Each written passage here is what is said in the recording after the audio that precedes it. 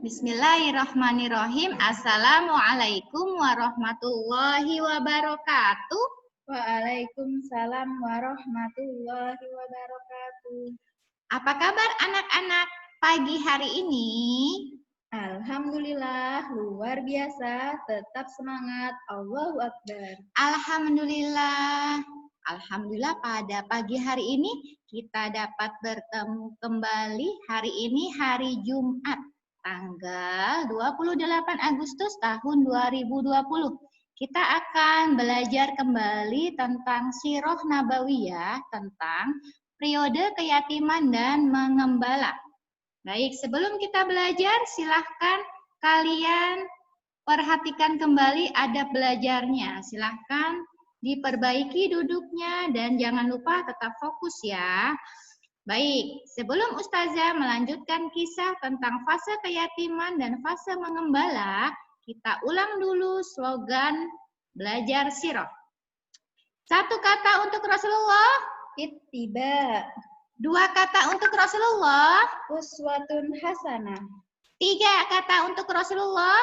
Sallallahu alaihi wasallam. Empat kata untuk Rasulullah. Pelajari sirahnya, jalankan sunnahnya. Alhamdulillah, semoga anak-anak Ustazah tetap semangat ya pada pagi hari ini. Nah, supaya lebih bersemangat lagi, maka kita mau tepuk semangat dulu ya. Oke, silahkan sama-sama kita mau tepuk semangat. Tepuk semangat. Semangat. Semangat. Oke, selain bersemangat, kita juga mau fokus biar kita bisa memperhatikan dan mengetahui materi apa yang sudah disampaikan. Kita mau tepuk fokus dulu. Tepuk fokus. Melihat, mendengar, bersabar, fokus. Alhamdulillah, semoga pada pagi hari ini anak-anak sudah bersemangat dan juga sudah fokus. Baik, Ustazah hari ini akan bercerita tentang Nabi Muhammad, fase keyatiman dan juga fase mengembala. Dengarkan baik-baik ya anak-anak Ustazah yang sholih dan sholihah. Periode keyatiman 0 sampai 8 tahun.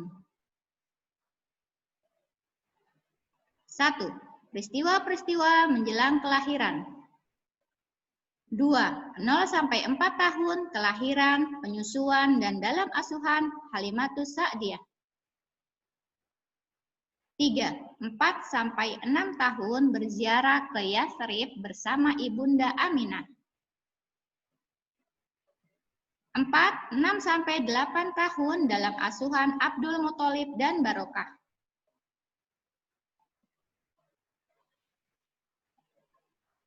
1. Peristiwa-peristiwa kelahiran, peristiwa-peristiwa menjelang kelahiran Nabi. Yang pertama adalah jatuhnya bintang Ahmad pada suatu malam yang terlihat oleh orang Yahudi dari atas menara di Yathrib. Tentang jatuhnya bintang Ahmad ini, Hasan bin Thabit berkata, "Demi Allah, aku berusia 7 tahun atau 8 tahun. Pada usia tersebut, aku mendengar seorang Yahudi berteriak dengan suara keras di atas menara Yathrib. Hai orang-orang Yahudi! Ketika orang-orang Yahudi telah berkumpul di sekitarnya, mereka berkata kepadanya, ada apa denganmu? Ia berkata, pada malam ini telah muncul bintang Ahmad yang ia lahir dengannya. Yang kedua, runtuhnya 14 balkon istana Kisra. Yang ketiga, padamnya api sesembahan orang-orang Majusi yang tidak pernah padam selama 1000 tahun. Yang keempat, air danau Sawa di Persia menjadi surut dan tempat-tempat pemujaan berhala di sekelilingnya runtuh.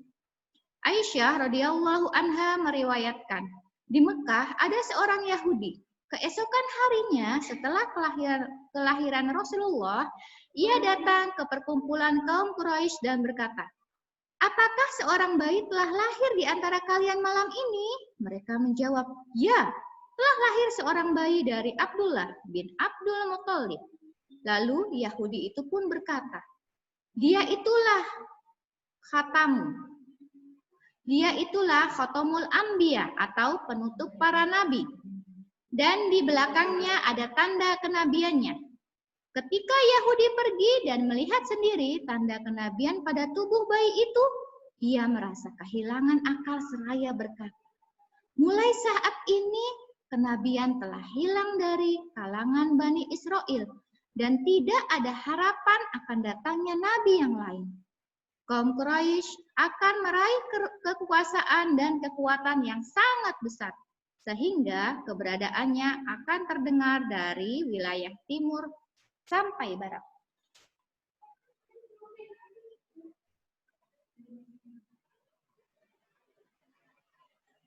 Usia 0 sampai 4 tahun, yaitu kelahiran, penyusuan, dan dalam asuhan Halimatus Sa'diyah. Rasulullah lahir di Mekah pada hari Senin, tanggal 12 Rabiul Awal tahun Gajah. Proses kelahiran terjadi di rumah Abu Thalib di tempat Syi'ib Bani Hashim. Kemudian, tempat inilah yang dinamakan Rumah Muhammad bin Yusuf, saudara Al-Hajjaj bin Yusuf. Sekarang adalah sebuah perpustakaan umum. Rasulullah lahir dari seorang ibu yang bernama Aminah binti Wahab dan ayah yang bernama Abdullah bin Abdul Muthalib. Abdullah telah meninggal ketika Rasulullah masih dalam kandungan ibunya. Ketika Aminah melahirkan, ia dibantu oleh seorang bidan bernama Syifa, yang tak lain adalah ibunda dari sahabat Abdurrahman bin Auf. Ketika Rasulullah SAW keluar dari rahim Aminah, Aminah melihat cahaya yang keluar dari rahimnya yang menyinari istana-istana di Syam. Rasulullah SAW bersabda tentang kelahirannya ini. Diriwayatkan dari Ibnu Abbas radhiyallahu anhu, dia berkata, Nabi SAW dilahirkan pada hari Senin, diangkat menjadi nabi pada hari Senin, wafat juga pada hari Senin. Keluar berhijrah dari Mekah ke Madinah pada hari Senin, tiba di Madinah pada hari Senin, dan mengangkat Hajar Aswad pada hari Senin. Setelah Aminah melahirkan, dia mengutus Barokah ke tempat Abdul Muthalib untuk menyampaikan kabar gembira tentang kelahiran cucunya. Abdul Muthalib pun datang dengan perasaan sukacita. Lalu Muhammad Rasulullah SAW kecil di depan Ka'bah seraya berdoa dan bersyukur kepada Allah. Abdul Muthalib kemudian memberi nama Muhammad dengan harapan semoga ia menjadi orang yang terpuji di langit dan di bumi dan mengkitanya di hari ke-7. Wanita yang pertama kali menyusui Rasulullah adalah Suwaibah, seorang budak yang dimerdekakan oleh Abu Lahab. Kemudian ibu susuan berikutnya adalah Halimatus Sa'diyah, wanita dari Bani Sa'ad, yang nama lengkapnya adalah Halimah binti Zu'aib. Kisah tentang Halimah ini diawali ketika ia datang ke kota Mekah untuk mencari pekerjaan sebagai ibu susuan. Karena di kampungnya sedang terjadi musim paceklik, Halimah datang ke Mekah bersama suaminya, yaitu Al-Haris bin Abdul Uzza, dengan mengendarai keledai putih dan unta tua yang tidak menghasilkan susu setetes pun. Anak-anak kecil yang ikut dalam rombongan itu juga menangis karena lapar. Setibanya di Mekah, Halimah dan wanita-wanita dari Banu Sa'ad mulai mencari bayi-bayi untuk mereka susui. Bayi yatim yang bernama Muhammad termasuk bayi yang disodori kepada mereka untuk disusui. Tapi mereka menolak karena mereka khawatir akan imbalan yang sedikit karena Nabi adalah anak yatim. Ketika semua wanita sudah mendapatkan bayi-bayi untuk mereka susui, tinggallah Halimah seorang diri yang belum berhasil mendapatkan seorang bayi. Halimah kemudian teringat akan bayi yatim yang bernama Muhammad. Akhirnya, ia dan suaminya kemudian bersepakat untuk memilih bayi itu dan berdoa, mengharapkan keberkahan. Halimah pun mulai menimang dan menyusuinya. Halimah merasakan air susunya menjadi banyak, dan bayi Muhammad minum hingga kenyang. Begitu pula dengan anak Halimah sendiri. Keduanya kenyang dan tertidur pulas. Suami Halimah mendatangi unta tua milik mereka. Ternyata air susu unta tersebut sudah penuh. Mereka pun memerah dan meminumnya hingga kenyang. Malam itu mereka beristirahat dengan tenang dan damai. Keesokan harinya, Halimah dan rombongan bersiap pulang ke Banu Sa'ad. Teman-teman Halimah meyakinkan Halimah bahwa bayi yang disusuinya membawa banyak sekali keberkahan. Mereka berkata, "Demi Allah, ketahuilah wahai Halimah, engkau telah dikaruniai seorang anak yang penuh dengan keberkahan." Halimah menjawab, "Demi Allah, demikian pula dengan harapanku." Rombongan itu mulai bergerak dan berjalan menunggangi tunggangannya masing-masing. Ternyata, keledai Halimah mampu berjalan melampaui kecepatan keledai-keledai lain dalam rombongan itu. Sehingga teman-teman Halimah menjadi heran. "Wahai putri Abu Du'aib, tunggu dan berjalanlah pelan-pelan. Bukankah keledai ini adalah keledai yang engkau bawa dari negerimu?" Halimah menjawab, "Benar, demi Allah, dia juga." Teman-teman Halimah berkata, "Demi Allah, keledai itu terasa sangat berbeda dengan keledai-keledai yang lain." Keberkahan demi keberkahan dari Allah datang satu persatu. Sesampainya di Banu Sa'ad yang dilanda kekeringan, kambing-kambing gembalaan milik Halimah datang kepada mereka dalam keadaan kenyang dengan susu yang penuh, sehingga mereka dapat memerah dan meminum susunya. Hal ini membuat tetangga-tetangga Halimah iri, dan kemudian menggembalakan kambing-kambing mereka di tempat Halimah. Menggembalakan kambingnya. Namun tetap saja kambing-kambing mereka pulang dalam keadaan lapar dan tidak ada setetes pun mengeluarkan susu. Begitulah kebaikan-kebaikan dan nikmat dari Allah yang menyertai keluarga Halimah semasa menyusui Rasulullah SAW. Halimah menyusui Rasulullah SAW selama 2 tahun. Dalam rentang masa menyusui itu, setiap 6 bulan sekali, Halimah mengunjungi Aminah dengan membawa Rasulullah kecil. Ketika Rasulullah berusia 2 tahun, Halimah menyapihnya dan mengembalikannya kepada Aminah. Tetapi ia masih ingin merawat Rasulullah. Keinginannya itu kemudian ia sampaikan kepada Aminah dengan alasan agar Rasulullah kecil terhindar dari wabah yang ketika itu sedang melanda Mekah. Halimah terus merayu hingga Aminah pun mengizinkannya. Akhirnya Rasulullah kembali dalam asuhan Halimah di Banu Sa'ad. Rasulullah menghabiskan masa kecilnya di lingkungan Banu Sa'ad dan bermain dengan anak-anak di lingkungannya. Rasulullah tumbuh menjadi anak muda yang berbeda dengan anak-anak yang ada pada umumnya. Usianya belum genap 2 tahun, tapi ia telah menjadi anak yang tegap. Di Banu Sa'ad, Rasulullah terbiasa untuk berbahasa dengan bahasa Arab yang baik dan murni. Model bahasa Quran atau fusha yang kelak akan berguna sebagai bekal untuk menerima risalah kenabian. Di lingkungan ini, sentuhan awal Rasulullah dengan orang Arab-Arab Badui atau penduduk nomaden, beliau mengenal mereka kelak akan menjadi objek dakwah beliau. Maha sempurna Allah dengan ketetapannya yang mengatur takdir terbaiknya untuk sang uswah Rasulullah SAW. Saudara-saudara sesusuan Rasulullah dari Suwaibah adalah Masruh, Abu Salamah, Abdul Syam bin Haris, dan Hamzah bin Abdul Muttalib.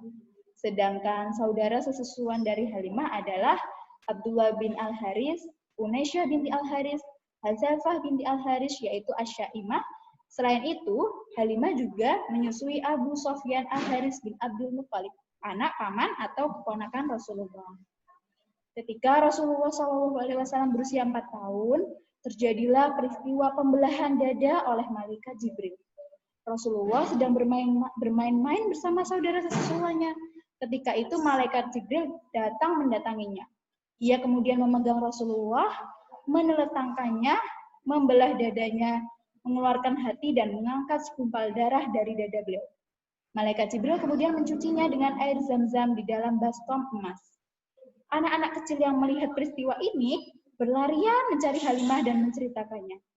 Peristiwa pembelahan dada ini membuat Halimah khawatir, sehingga ia memutuskan untuk mengembalikan Rasulullah kepada Bunda Aminah.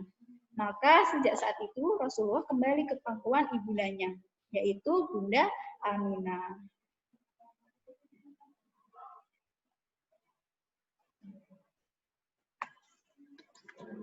Yang ketiga, 4-6 tahun. berziarah ke Yathrib bersama Ibunda Aminah. Anak-anakku sekalian, Rasulullah hidup di kota Mekah bersama Aminah. Di sana ia melihat perilaku-perilaku orang Quraisy dan merasakan kelembutan hati ibunya. Mereka tinggal dan menghabiskan waktu bersama. Kedekatan antara Rasulullah dan ibunya terjalin sangat erat. Ketika Rasulullah berusia 6 tahun, Bunda Aminah membawa Rasulullah untuk mengunjungi paman-paman beliau dari Bani Najjar dan mengunjungi makam Abdullah, suaminya tercinta di Yathrib. Di dalam rombongan itu, Abdul Muthalib dan Barokah atau Ummu Aiman, seorang pembantu wanita Aminah, turut serta. Mereka tinggal di Yathrib selama 1 bulan. Dalam perjalanan pulang dari Yathrib ke Mekah, di sebuah daerah bernama Abwa, Bunda Aminah sakit dan akhirnya Bunda Aminah wafat.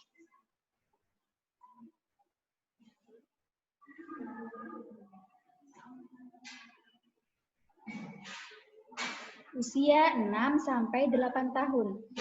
Dalam asuhan Abdul Muthalib dan Barokah. Abdul Muthalib membawa Rasulullah kembali ke Mekah. Semenjak saat itu, Rasulullah diasuh oleh sang kakek, dibantu oleh Barokah bin Salabah. Barokah atau Ummu Aiman adalah pengasuh yang selalu menyertai kehidupan Rasulullah semenjak beliau bersama Aminah. Kepada Barokah, Abdul Muthalib berkata, "Wahai Barokah, janganlah kamu melalaikan cucuku, karena aku menjumpainya sedang bermain bersama teman-teman sebayanya dekat pohon bidara. Dan sesungguhnya golongan ahli kitab, yaitu Yahudi dan Nasrani, memperkirakan bahwa cucuku ini akan menjadi nabi umat ini." Rasa sayang sang kakek Abdul Muthalib jauh melampaui sayangnya kepada anak-anaknya sendiri. Abdul Muthalib selalu mengutamakan Rasulullah kecil. Rasulullah SAW diizinkan untuk duduk di permadani yang khusus diperuntukkan untuk tempat duduk Abdul Muthalib di saat yang lain tidak berani untuk mendudukinya.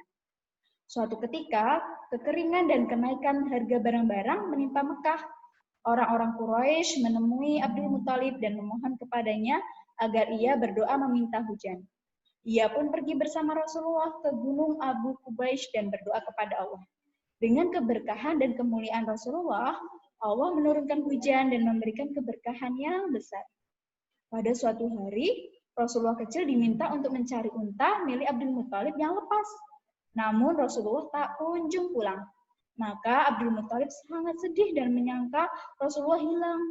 Hingga ketika akhirnya ia pulang, Abdul Muthalib gembira bukan kempalang dan berkata, "Wahai anakku, sungguh aku merasa sedih kehilanganmu seperti seorang wanita yang meratapi kepergian anaknya selama-lamanya." Rasulullah bahagia di bawah pengasuhan kakeknya. Hingga akhirnya Abdul Muthalib meninggal dunia di usianya yang 84 tahun. Sebelum meninggal, ia mewasiatkan agar Rasulullah yang ketika itu berusia 8 tahun dipelihara oleh Abu Thalib.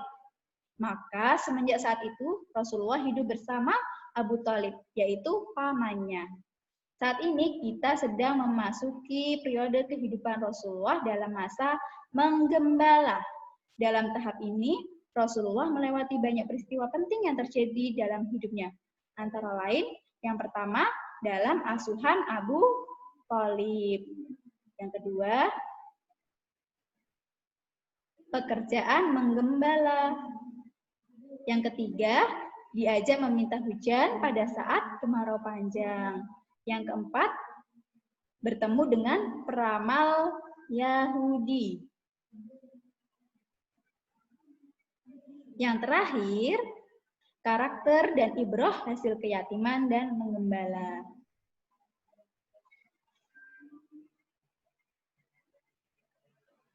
Baik, kita lanjut lagi ya. 1. Dalam asuhan Abu Thalib atau paman Nabi. Setelah Rasulullah diasuh oleh kakeknya, selanjutnya beliau diasuh oleh pamannya yang bernama Abu Thalib. Abu Thalib adalah seorang paman yang tak memiliki harta kekayaan yang banyak. Ia sangat mencintai Rasulullah, tidak seperti mencintai putranya. Ia tidak tidur kecuali di samping beliau. Apabila dia keluar, selalu membawa Rasulullah. Abu Thalib bahkan memisahkan asupan makanan Rasulullah ketika seluruh keluarga besarnya makan bersama atau sendiri-sendiri, mereka tidak pernah merasa kenyang. Namun ketika Rasulullah makan bersama mereka, mereka makan dengan kenyang. Sebaliknya, jika Rasulullah tidak makan bersama mereka, mereka tidak pernah merasa kenyang. Sehingga Abu Thalib berkata, "Kamu adalah anak yang diberkahi." Abu Thalib mengasuh Rasulullah dengan penuh tanggung jawab, seperti halnya dia mengasuh anak-anaknya. Dia bahkan mendahulukan kepentingan Rasulullah di atas kepentingan anak-anaknya sendiri. Fatimah binti Asad, istri Abu Thalib, juga sangat menyayangi Rasulullah. Dialah yang selalu memberikan bekal kepada Rasulullah ketika ia kelak pergi mengembala.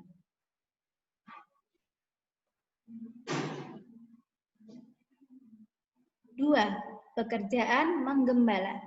Rasulullah sangat menyayangi pamannya itu. Ia tahu bahwa pamannya bukan orang yang berkecukupan. Oleh karena itu, untuk membantu meringankan bebannya, Rasulullah ikut menggembala kambing. Rasulullah juga menggembala kambing milik penduduk Mekah dan upah dari menggembala ini ia berikan kepada pamannya. Rasulullah menggembala kambing di Bukit Ajyad. Ketika ia menggembala, penduduk Mekah kerap melihat awan tidak bergerak, laksana sebuah lukisan yang indah. Rasulullah bersabda, "Tidak ada seorang nabi pun melainkan ia pernah menggembala kambing." Para sahabat bertanya, "Bagaimana dengan Anda, Rasulullah?" Rasulullah menjawab, "Ya, aku juga pernah menggembala kambing milik penduduk Mekah di Qororik." Rasulullah SAW senang dengan pekerjaan menggembala. Bagi Rasulullah, menggembala kambing adalah pekerjaan yang menenangkan hati. Dengan menggembala kambing, beliau menikmati indahnya padang rumput di tengah Sahara. Dengan menggembala kambing, beliau bertadabbur akan keagungan Allah dalam menciptakan makhluknya.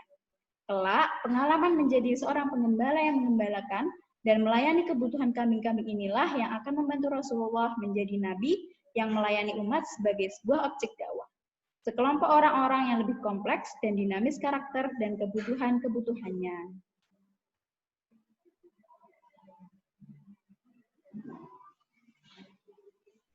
Ketiga, diajak meminta hujan pada saat kemarau panjang. Keberadaan Rasulullah kecil juga merupakan keberkahan untuk seisi kota Mekah. Pada suatu masa, Mekah dilanda kekeringan. Orang-orang Quraisy Mekah mengajak Abu Thalib untuk bersama-sama berdoa meminta hujan. Abu Thalib kemudian mengajak Rasulullah untuk berdoa di depan Ka'bah. Abu Thalib menggandeng tangan kecil Rasulullah dan menempelkan punggungnya di Ka'bah, seraya sembari berdoa meminta hujan. Tak lama hujan pun turun dengan derasnya, hingga lembah-lembah terairi dan ladang-ladang menjadi subur.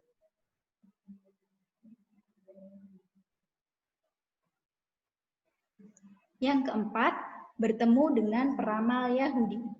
Pada suatu saat, seorang tukang tenun lihab dari Asdi Syanu'ah datang ke Mekah.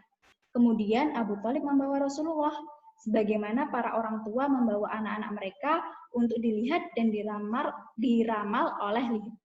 Ketika lihab melihat Rasulullah, ia sibuk dengan beliau hingga lupa masalah-masalah yang lain. Lihab sangat serius dan tertarik ingin melihat Rasulullah. Sampai-sampai Abu Thalib akhirnya menyembunyikan beliau dari pandangan Lihab. Lihab berkata, "Bawa ke sini anak muda yang aku lihat tadi. Demi Allah, anak muda ini akan menjadi seorang besar di kemudian hari." Abu Thalib bergegas membawa Rasulullah pergi. Allah telah mengabarkan tentang kehadiran Rasulullah di berbagai kitab suci agama-agama seperti Nasrani dan Yahudi. Tak mengherankan bila para pendeta dan rohib sangat mengenal ciri-ciri kenabian utusan yang akan datang ke tengah-tengah umat ini. Begitu pula dengan Lihab. Maka ketika melihat Rasulullah ini, ia melihat tanda-tanda kenabian itu ada pada diri beliau.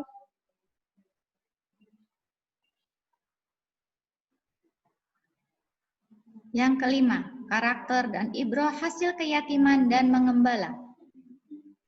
Karakter di fase keyatiman. Hikmah-hikmah yang didapat dari periode pra-Rasulullah pada fase keyatiman adalah sebagai berikut. Yang pertama, tumbuh menjadi anak yatim membuat Rasulullah Shallallahu Alaihi Wasallam tidak sombong dan memiliki kelembutan hati. Seorang pengembala kambing adalah penolong bagi kambing-kambingnya.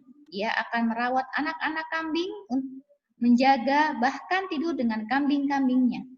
Pengembala sering terkena percikan kencing dan kotoran kambing, maka ketika membersihkannya, lahir sifat rendah hati dan tidak sombong. Yang kedua, Rasulullah tumbuh menjadi pribadi yang percaya diri, sehat, kuat, dan memiliki kecerdasan bahasa yang tinggi. Karena kehidupan masa kecilnya yang ia habiskan di Banu Sa'ad. Di sana Rasulullah Shallallahu Alaihi Wasallam mendapatkan asupan makanan dan minuman yang bergizi, selalu bermain di tempat yang lapang dengan udara yang masih bersih. Yang ketiga, mengembala kambing mengasah Rasulullah menjadi pribadi yang mandiri, sabar, dan tekun. Seorang pengembala harus sabar menunggu kambing-kambing gembalaan dari terbitnya matahari hingga tenggelam. Yang keempat, Rasulullah tumbuh menjadi pribadi yang sopan, baik dalam bertingkah laku ataupun berbahasa kepada siapapun.